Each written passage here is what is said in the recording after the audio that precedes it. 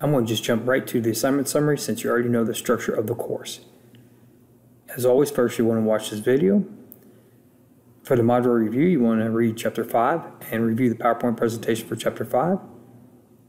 For the assignments, you want to complete the course Participation in Competitive Strategies, which is a discussion board, the Chapter 5 Smart Book, the case study Lolo's Market, the Global Simulation 3-year strategic plan, years 9 through 11. Now, this is different. This is something new. You haven't seen it before. Keep in mind, you actually complete everything within Globus. You do not submit anything to Blackboard. I do have information in Blackboard about this assignment, but you submit everything via Globus. Next, we have the Globus Simulation Module 5 report. It seems like everyone's really stepping up their game for the module reports. I'd say keep it up, but also, continue to enhance them. Just don't, just because you receive 100, don't give up. It's like, okay, well, I'm good. I'll just do the same old kind of report each week. Continue to enhance it. It should always improve. And lastly, you have the Chapter 5 quiz. So now let's go ahead and take a look at Globus. Oh wait, before we go to the Globus results, I have to point something out. Obviously, you know that you're competing with one another within this course this semester. But there also is other universities and colleges using this software. There's actually over 551 teams from 48 colleges and universities. And 2 of our teams cracked the top 50 for the overall game-to-date score. So it was Team A with 107, they tied for 11th place, and Team C with 106, they tied for 29th place. So congrats to both of those teams. It's always amazing to get on that list. If you get a chance, look at that list. It's universities that are well known, and keep in mind, it just shows you the level of education you're receiving at Cincinnati State to be able to even compete at the university level when it comes to the simulation. So great job. Keep it up. So let's go ahead and jump into the results from last year. Okay, first of all, before I jump into the Year 8 scoreboard, I want to just say thank you for Team D. I actually had to push back the meeting with the instructor a few weeks on them, and they were very accommodating, and just wanted to say, thanks.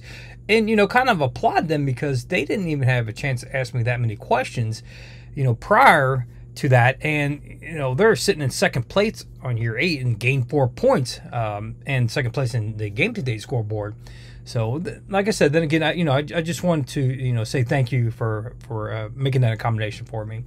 So, obviously, though, before I give too much credit to Team D, Team C, they got the first place in Year 8 scoreboard with a weighted average score of 105. They dropped a point. Now, don't worry about a point here and there. That's not going to, lose you the simulation. What will, though, is those big drops. The 10, 15, 20 point drops. So 1 point, that's no big deal. You're leading. So great job, Team C. Team D, I just spoke about, 103, excellent. Team A, 92, that's my hopes is you're above 90, which you are. You dropped 16, which hurts you. But then again, even though I just mentioned making a drop like that could be devastating, it depends. And what it depends on is, did you make certain changes that take a little bit to take into effect?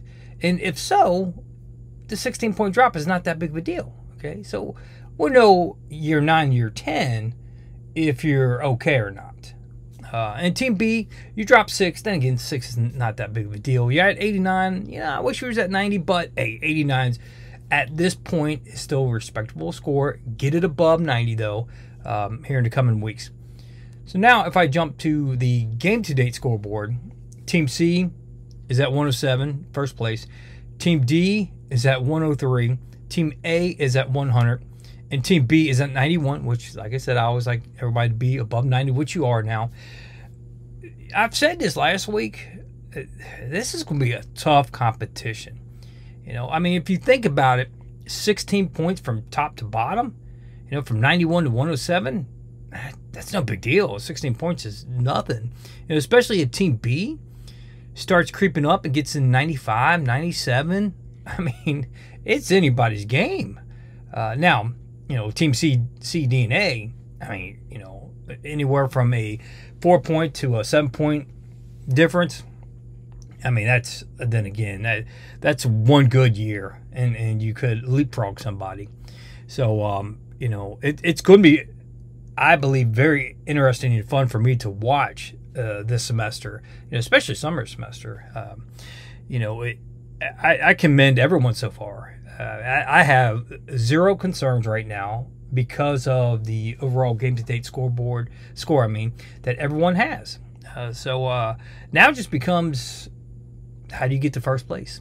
Unless you're Team C, and then it becomes, how do you hold on to first place? Okay. Then again, if I was Team C, I wouldn't be looking at just holding on to it. I'd be saying, well, okay, right now I have a 4-point difference between C and D.